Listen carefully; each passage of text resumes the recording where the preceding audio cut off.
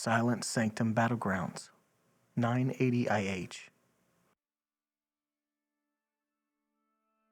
After centuries of neglect and conflict over its ownership, Silent Sanctum stood megalithrically against the backdrop of the Rhone Mountains. It could be seen from the high plains in the east, from the edges of the forest of Fairthel in the west, and was a waypoint to those traveling through the dry plains with little else to guide them in that wilderness. The white stone was covered in dirt, closer to the ground and beaten by sand as it rose. The partially arid climate did not allow for much foliage creeping its way up the face of the massive stone walls. The time and little care had allowed some trees and shrubs to fill in between the concentric rings of walls around the entrance. Amani gazed through the vast maze of ramparts, finally breaking on the entrance to the sanctum, a large arching entryway with no door and wide enough for 12 men to march through comfortably. A well-worn path made its way through the outer ramparts and up through the entryway to the sanctum itself. It was a common pilgrimage for many, even other than elves and men. Many came to admire the complexity of the structure, some to reflect on its historicity. But every now and again, it was visited by more nefarious persons who took up residence in its defensible walls. There had been many groups throughout the years who had used it for bandit encampments, illegal mining operations, or seditionists who were trying to carve out a kingdom to call their own. Each was ultimately met with however much might it took for the armies of men and elves to keep it a sanctuary for travelers and historians. Amani lived in a time where the sanctum had seen much peace. The first time he visited the sanctum, he was 13 years of age and without a family. He had taken a few odd jobs since living on his own from the age of 10 to try and support himself. Orphanages were little better than labor camps, and very few saw fit to take care of freeloading grifter children. So, he had fled the orphanage of his youth and had lived in an abandoned stone shelter south of Demyth. The village had enough business that couriering goods and parcels kept him fed at least.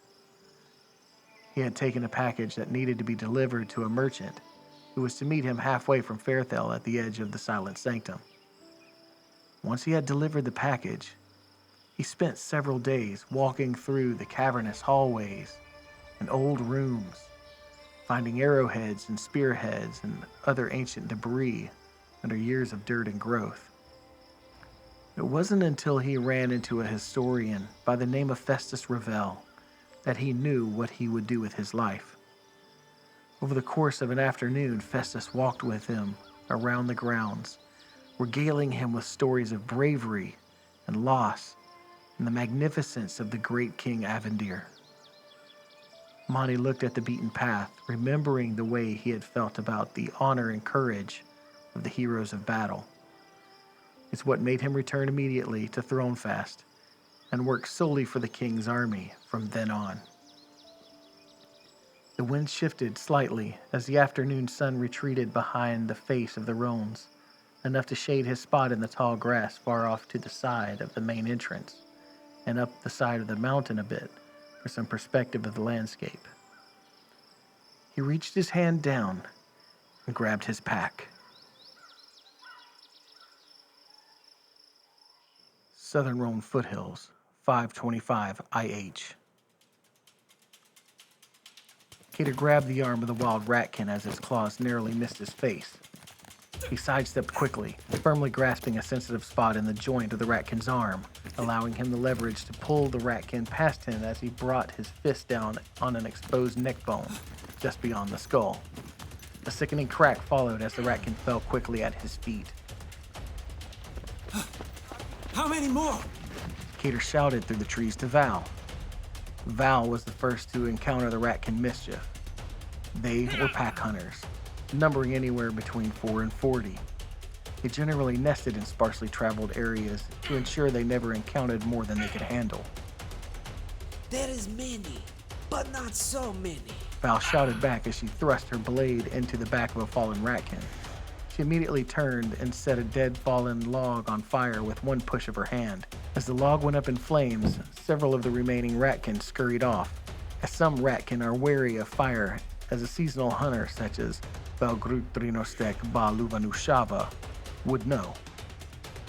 She looked over her shoulder to find Cater amassing a pile of dead bodies of his own in a circle around his body. Cater stayed in his stance and let the ratkin bandits come to him. He had been trained as a small boy that simple, small movements made the difference in achieving your goals, on the field of battle and off. His hand was fairly decent with a bow. He never had the knack for blades as his father did, although he carried his family's elongated dagger everywhere he went. The old man that had trained him after his mother passed had recognized his affinity for hand-to-hand combat and had hired an Arkai expatriate soldier to train him in close-quarters combat. The Arkai was strong and thick-skinned, unlike humans in their tender flesh. He had beat, bruised, bloodied, and broken him for 3 years as an adolescent, until his hide was almost as tough as an Arkai. It was where he gained his considerable muscular build. The Arkai's techniques had been modified slightly since Cater's stature was smaller than the average Arkai, and it worked well for him. Another ratkin lunged at his face, leaping off the ground. Cater pulled his body to the ground, keeping eye contact with his prey as it flew overhead. Cater managed to grab one paw as it passed, and let the ratkin fall to the ground. He raised his heel and brought it down on top of the back left hip bone of his enemy, instantly dislocating it. He reached to his side and drew his dagger as he rolled lengthwise down the back of the broken ratkin and sank the blade just under the back of the skull. As he jumped up, something crashed into his back, screaming into his ear. He spun around, hands up and ready, as the ratkin writhed past him with fur ablaze and dropped to the ground dead just past him. Cater looked back and saw Val with her hand shrouded in flame as she nodded in his direction. After the last one had fallen, the remaining handful of ratkin retreated into the woods. It would take them a few months to recoup their numbers to be able to attack travelers again, at least in this mischief. There could be several mischiefs, or ratkin clans, in the region, as long as there was no blood feuds between them. Val wiped her blade off across the makeshift vest of a fallen foe and sheathed it at her side. Through there is the mental rook for the giants, She said, pointing up to the mountainside toward an outcropping of larger buildings that created a makeshift fortress surrounded by forest. Cater followed Val up the slope, noticing the rather large path that was worn in the undergrowth. If he didn't know better, he would assume this was a road worn by wide rows of marching soldiers, not solitary giants. At once, Val's pace quickened as she reached the boulders. Cater sped up and followed her into an alcove in the heart of the large stones. Ritualistic materials were around a vast round stone in the middle of the expanse. A sacrifice of some kind of animal lay charred on the top of the boulder, and wilting blue flowers were scattered all over the ground. Val ran into some high brush where the belly of the giant was seen slowly lifting and lowering above the grasses. Cater walked over to a pile of the blue flowers bunched up on the ground. They had been mangled, rather crushed apparently for medicinal purposes. A smeared blue patch on the side of a large altar signaled the location the flowers were being ground into a paste. Cater walked over to where Val was bending beside the lying giant's head. He had never been close to an Elvenin before. They were similar in look to a human, but at the same time very distinct, in the same way that elves were. The wince on the giant's face was clearly a sign of pain. Cater looked over the giant and saw no apparent injuries, save some blood on his face around his mouth. His skin seemed pale, even though Cater was unfamiliar with their natural coloring. It was obvious that he was not in good condition. He is poison, Val said under her breath. She was poking around his mouth, smelling whatever odors were emanating from it. Cater looked on, having no idea what to do. He eats flowers, but they no work. He is to die. Val said something in a tongue unknown to Cater, and the Elvenin responded in a voice that seemed to shake Cater's insides. Even in his pitiful state, this giant's presence was frightening. Cater had not seen a side of Val that was compassionate in nature, only calculating. Whatever she was saying to the giant appeared to be words of kindness. Val stood up from the giant's side and stepped back. The giant lifted both his hands and placed them on his chest and took a deep breath. He then let out a long sigh, low and rumbling and somehow soothing to Cater. Then Val said something to him, bent over him while she unsheathed her dagger and slit the giant's neck as deep as her knife would go. Within a matter of seconds, the giant lay dead. Cater stood very shocked. Replaying the events, he could understand what had happened, but without the context of the conversation, this act of mercy was startling. And then it dawned on him. They didn't get the item the old man had sent them for. No! Cater flew to the giant's side, looking for any way to undo what had been done. Val ripped a small fraction of the Elvenin's tunic off and ran it down her blade, removing the blood from her weapon before putting it away. I needed him. Cater exclaimed, too distraught to even face her. His mind raced. What was it the old one had said to them in the cave? Something about the lost signet stone and the Elvenin giant of the plains. It was the job. Retrieve the item. Its importance was obvious from the conversation they had had with him. Cater started rummaging through the many pockets that donned the giant's trousers and vest.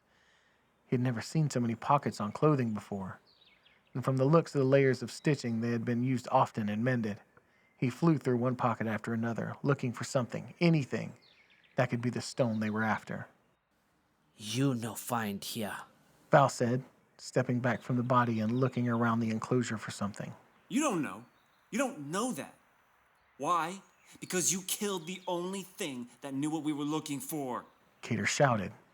He exaggerated every movement while sifting through the Elvenin's clothes in aggravation. This was my task. Mine. I can trade this stupid stone for a normal life. The only thing I've ever wanted. And instead, I have an orc. A stupid, barbaric orc throwing away my one chance! Cater stood up and moved from the vest to the pants and resumed his digging. Taught all my life not to trust anyone. Stupid old man. Sitting around the house with his books and his maps, telling me every day for 6 years to look tough, be smart, and don't put your trust in men. Every day.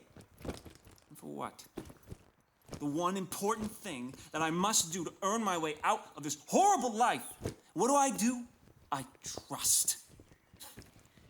Oh no, not just one of my own. Not a friend, not even a human, not even an ally. Cater stood up again and walked to the other side and began the other leg's search. Cater noticed Val didn't seem to be paying attention to his rant, which actually made him more upset as he thought about it. Yeah, not just not an ally. I picked the sworn enemy of my people to pal around with. Get her involved. And what does she do? She sabotages me on the precipice of climbing out of the hell my life has been. And she's so stupid she doesn't even realize it. You know what? No wonder we took your land away. You're too stupid to know how to protect it. Just killing everything you see out of ignorance. Arrgh! Cater rose, finding nothing of use on the dead Elvenin. He breathed out, trying to calm down and think of options. He put his hands on his hips, looking down at the giant. Sharp pain erupted in the middle of his back as Val's boot made impact. Cater tripped over the large legs and braced himself before landing on his face in the grass. He spun quickly on the ground, but Val was already straddling his body on her feet. She brandished no weapon, which gave Cater a moment to assess, and he paused instead of fighting back. Val grabbed him by his shirt and tugged him toward her face as she bent over his body. You think you so smart, Uman? De Elvano. He said to me in his language that I know and you don't. There was an attack on him, and they take the stone with them. Is Ushav an orc, my people? They attack giant for first time. They want to use power against man. Then he say he hurts. He ask me to take his pain. I keep respect with Elvano. Val's usual gruff expression was not there, replaced with the snarling of a beast, her voice deeper, with growls mixed in with words. It had a feral quality that made Cater more uneasy than he was originally. Now I, Val Grugfrinostek, have to go to my people who do not respect me for being like woman and say do not use stone against a woman. I must take from them. I must fight the Usharuk. They hate me more than they do. And now I never go live with them again. I humiliate. Orc with no clan. And why? Like you say, I shall fire with a man who whine like a dog. If he work and not get first time, he whine about hard life and get no respect from Uma, while my people hunt me for 50 years. Val spit in his face and stood up looking straight down at him. Stupid man. No wonder woman can no beat a shaven orc. They cry like babies if they lose a fight. Orc die with respect in the fight. Never give up. You have no respect. Cater laid on the ground, nothing bruised but his pride. He stared into the sky as he heard Val packing away what goods the giant had lying around that could carry. His hand found his trouser pocket and pulled out a cloth. I might have deserved some of that. He said under his breath, and then wiped his face.